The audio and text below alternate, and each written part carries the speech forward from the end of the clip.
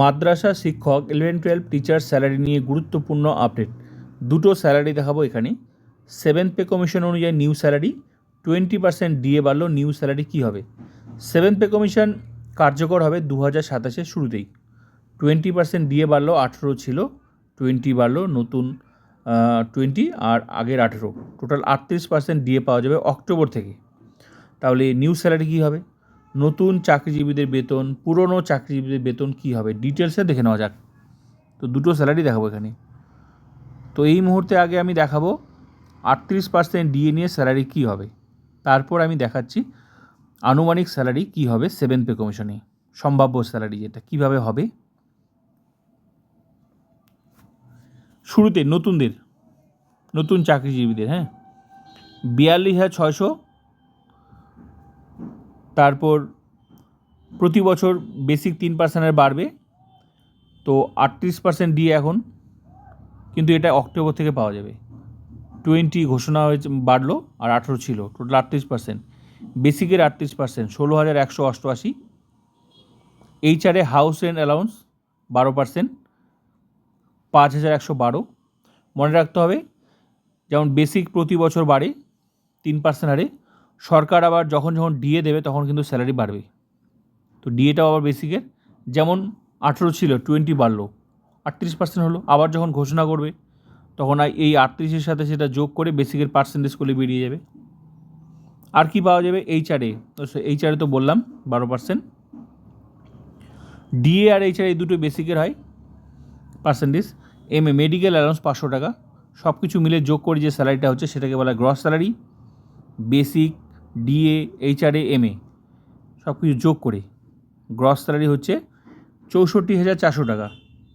তো পুরো টাকাটা পাওয়া যাবে না, এখান থেকে 200 টাকা কেটে নেবে, সার্ভিস চার্জ ডিডাকশন হবে, কেটে নিয়ে বাকি টাকাটা অ্যাকাউন্টে আসবে। কত আসবে? 64,200 টাকা। এটা হচ্ছে ইন হ্যান্ড স্যালারি। এটা নতুন যারা চাকরি পাবে, চাকরির শুরুতে কিন্তু প্রথম মাসের স্যালারি হবে এটা 64,200 টাকা। এটা নতুনদের বেতন। তাহলে পুরনোদের কী হবে? নতুনদের যদি এটা হয় তো পুরনোদের অবশ্যই বেশি হবে। কিভাবে হবে? এই মুহূর্তে যে বেসিকটা যে আছে এটা তো প্রতি বছর বাড়ে। তো এক একজনের চাকরির বয়স কারো 5 বছর, কারো 10 বছর, কারো 12 বছর, কারো 8 বছর, তো সবার বেসিক তো আর এক না। তো এই মুহূর্তে প্রতি বছর 3% আর বাড়ছে। তো এই মুহূর্তে যে বেসিকটা আছে সেটার 38% করলেই বেরিয়ে যাবে কত টাকা বাড়লো। আমি যেমন দেখালাম যে এই যে নতুন যারা, এটার 38% এটা। তো যত বেসিক হবে তত স্যালারি বাড়তে থাকবে। তো এই মুহূর্তে যে বেসিকটা আছে সেটার 38% করলেই বেরিয়ে যাচ্ছে কত টাকা বাড়লো। আর বাকি কী হিসাব কীভাবে হয় সেটা তো আমি দেখালাম। নতুনদের এই স্যালারি, নতুনদের যদি এটা হয় তো পুরনোদের অবশ্যই বেশি হবে। তাহলে ক্লিয়ার হয়ে গেল। এবার আসি 7th পে কমিশনের সম্ভাব্য স্যালারি কীভাবে হবে। তো পে কমিশন মানে হচ্ছে বেসিক স্ট্রাকচার পরিবর্তন, নতুন রূপে বেসিক আসবে, নতুন রূপে একদম। যেমন এই যে এখানে যে বেসিকগুলো আছে, এটা রোপা 2019, ঠিক আছে? তো এরকমই একটা বেসিক স্ট্রাকচার আসবে 6 পে কমিশন। এখানে একদম সেট করে দেওয়া আছে যে কোন বছরে কোন বেসিকটা পাওয়া যাবে, চাকরির শুরুতে কোনটা। যেমন মাদ্রাসার 11-12 টিচার্সদের শুরুতে এই যে 42,600 শুরুতে স্টার্টিং লেভেল।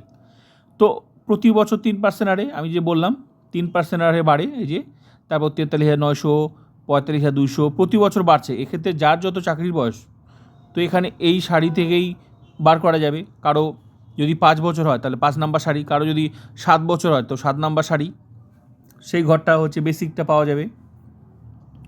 এরকম একটা লম্বা তালিকা মানে 6 পে কমিশনের মতোই আসবে 7th পে কমিশনে। তাহলে কীভাবে আসবে? এই যে 42,600 এটা হচ্ছে 6 পে কমিশন এখন যেটা চলছে। এবার 6 থেকে 7 আসবে। আগে কত ছিল? আগে ছিল 15,960 5th পে কমিশনে।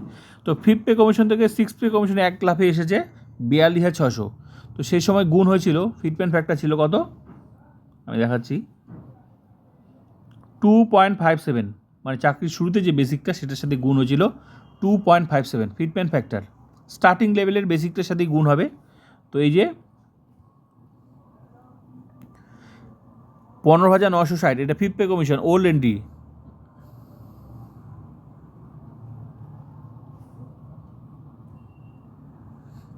এই যে ওল্ড এন্ট্রি, এটা 15,900, এর সাথে 2.57 গুণ হয়েছিল, গুণ করে 1 লাফে আসলো 42,600। তারপর প্রতি বছর সেট করে দিয়েছে যে কোন বছরে কোন বেসিকটা পাওয়া যাবে, যারা নতুন শুরুতে পাবে এটা, এবং সেই চাকরি যখন আস্তে আস্তে বাড়বে, প্রতি বছর বাড়তে থাকবে, সেইভাবে বেড়েছে এই যে 43,900। এটা 6 পে কমিশন, এরকম একটা স্ট্রাকচার যেটা 7 পে কমিশনে আসবে। তাহলে কীভাবে আসলো, চাকরির শুরুতে যে বেসিকটা আছে এই যে এটা 42, এটার সাথে এবার গুণ হবে। তাহলে সম্ভাবনা কী রয়েছে, যেহেতু 5 থেকে 6ও এসেছে, 2.57 ফিটমেন্ট ফ্যাক্টর ছিল, আর কেন্দ্রেও কিন্তু এবার 7 থেকে 8 আসবে। কেন্দ্র রাজ্য এক সরকার, এখন 6 থেকে কেন্দ্রে যখন কেন্দ্রে 7 থেকে 8 আসবে, 6 থেকে যখন 7 এসেছিল কেন্দ্রে, সেখানেও ফিটমেন্ট ফ্যাক্টর ছিল 2.57। সম্ভাবনা আছে 2.57, যদিও পুরোটা সরকারের উপর ডিপেন্ড করছে। কিন্তু কিভাবে হবে, এটা কিন্তু সম্ভাব্য স্যালারি, হ্যাঁ, পুরোটা সরকারের উপর ডিপেন্ড করছে। কিন্তু কীভাবে হবে, চাকরির শুরুতে যে বেসিকটা আছে সেটার সাথে গুণ হবে, গুণ করলে সংখ্যাটা কিন্তু এমনিই বেড়ে যাচ্ছে। তাহলে সম্ভাবনা কি 2.57, কমও হতে পারে বেশিও হতে পারে।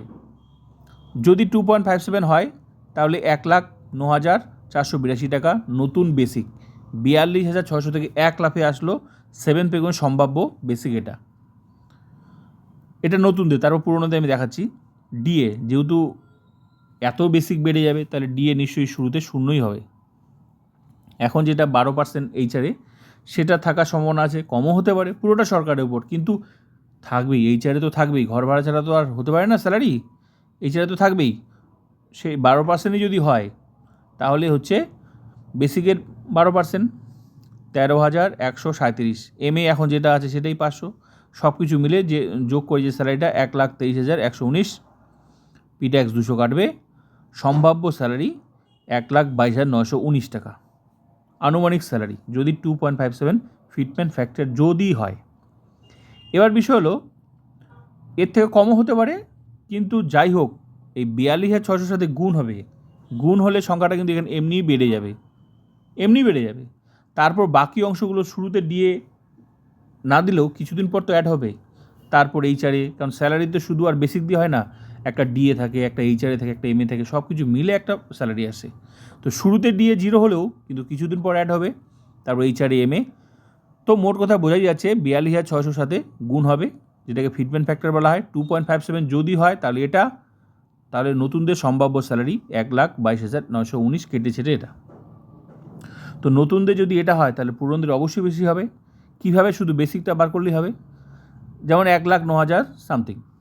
তো এটা কী হবে, এই যে এখানে আসবে আবার 6-এর মতোই 7-তে আসবে। তো এই যে 42,600, তো 42,600টা তখন ওল্ড এন্ট্রিতে চলে যাবে, যেমন 5 পে কমিশনের ওল্ড এন্ট্রিতে আছে 6-এর এটা এই সাইডটা কোনোটাই। এবার 6-এর মতো 7-এ আসবে, এবার তো 6 থেকে 7 আসবে, তো 42,600টা তখন এখানে চলে যাবে ওল্ড এন্ট্রিতে, আর 1 লাফে তখন এই যে 6-এর মতোই যদি হয়, 5 থেকে যেমন 6 আসলো, যে সিস্টেমে আসলো সেরকমই যদি হয়, তাহলে এখানে হবে 1,09,000, যেটা দেখালাম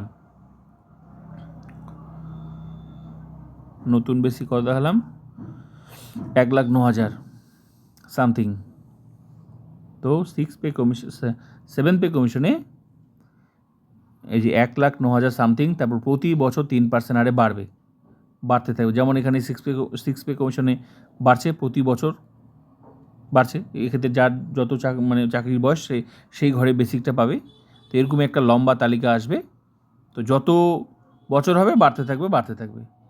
তো এক্ষেত্রে পুরনো যারা চাকরিজীবী, কত বছর বয়স চাকরির, যদি 5 বছর হয় তাহলে 5 নাম্বার ঘরে, যদি 6 বছর 6 নাম্বার ঘরে, যদি 7 বছর 7 নাম্বার ঘরে। তো শুরুতে 1,09,000 সামথিং, তো প্রতি বছর তো বাড়বে, তো 1,09,000 থেকে প্রতি বছর বাড়তে থাকবে। যেমন এখানে 42,600 বেড়েছে 6 পে কমিশনেরটা, তো তারপর বাড়ছে না 43,900। এই অনুযায়ী তো সবাই স্যালারি পাচ্ছে এখন, যতক্ষণ 7 পে কমিশন না আসে। এখানে যেভাবে যে ঘরে যে বেসিকগুলো দেওয়া আছে, এই বেসিকটাই সবাই পাচ্ছে, যার যত চাকরির বয়স। কারো যদি 7 বছর চাকরি হয় তাহলে এই যে এখানে 50,900, কারো যদি 6 বছর চাকরি হয় তাহলে 49,000, এই যে ঘরটা আছে 400। তো এখানে প্রতি সেট করে দেওয়া আছে, এরকম একটা লম্বা তালিকা 7 পে কমিশনে আসবে। তো এখন এটা তো সেই সময় 2.57 হয়েছিল, এবারে যদি 2.57 হয় তাহলে 1,09,000 সামথিং যারা নতুন চাকরিজীবীটা পাবে, আর পুরনোদের যত বছর বাড়তে থাকবে সেই ঘরের বেসিকটা আর বাকি যে অংশগুলো সবাই পাচ্ছে সবাই সমান পাবে। তো এইভাবেই পুরনো চাকরিজীবীদের বেসিকটা বার করতে হবে। বেসিকটা বার করলে বেরিয়ে যাবে টোটাল স্যালারি। তো ফিটমেন্ট ফ্যাক্টর হচ্ছে এখন এই 2.57। প্রশ্ন হচ্ছে এই ফিটমেন্ট ফ্যাক্টর এটা কত হয়। তো যাই হোক, স্যালারি কিন্তু ভালো বাড়বে। কীভাবে হয় আমি সেটা দেখালাম। তো 7th পে কমিশনের সম্ভাব্য স্যালারি, ঠিক আছে। এখন সরকার কত ফিটমেন্ট দেবে সেটা কিন্তু সরকার সিদ্ধান্ত নেবে, ঠিক আছে।